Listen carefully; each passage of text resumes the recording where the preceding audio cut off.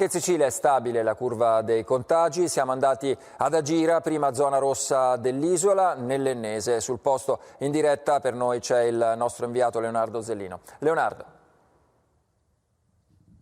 Sì, buongiorno. Posto di controllo dei carabinieri, siamo in piena zona rossa, questa è piazza Garibaldi, la piazza principale di Agira, 8.000 abitanti in provincia di Enna, uno dei 4 comuni siciliani dove non si entra e non si esce. Qui sono 37 i positivi, 5 decessi questa mattina, iniziati i tamponi a tappeto su tutti i familiari dei contagiati, misure rigidissime, non si entra nemmeno al supermercato, solo spesa consegnata a casa. Gli altri comuni siciliani chiusi sono Salemi, Villa Frati e Troina, 2000 incontagiati in tutta la regione. Anche in Sicilia un'emergenza sanitaria ma anche economica, la crisi del pistacchio di Bronte nel servizio poi Roma.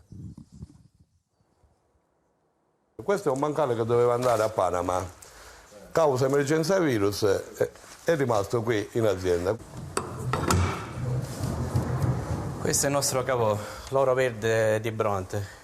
Come vedete qui è tutto immagazzinato, tutto fermo, siamo bloccati. Centinaia di sacchi in magazzino, inutile anche etichettare i vasetti della gustosissima crema. A Bronte si è fermata l'economia del pistacchio DOP. La crisi in questo settore, che si aggiunge alla crisi in tutti gli altri settori, chiaramente rappresenta un momento economico-sociale molto drammatico.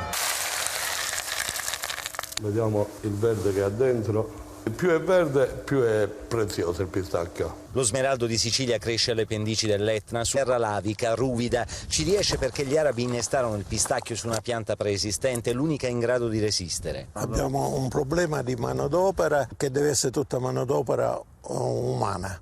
Non abbiamo qua modo di intervenire con la meccanizzazione. Manca la manodopera, ma per fortuna la raccolta si fa solo negli anni dispari. Il problema è delle aziende di trasformazione. Un danno grosso, grossissimo. Al momento ancora non si può quantificare. E chi lavorava per voi adesso sta a casa? Sì, sono a casa. Vediamo se ci riusciremo con questa cassa integrazione, cercare di sopravvivere. E in Sardegna il blocco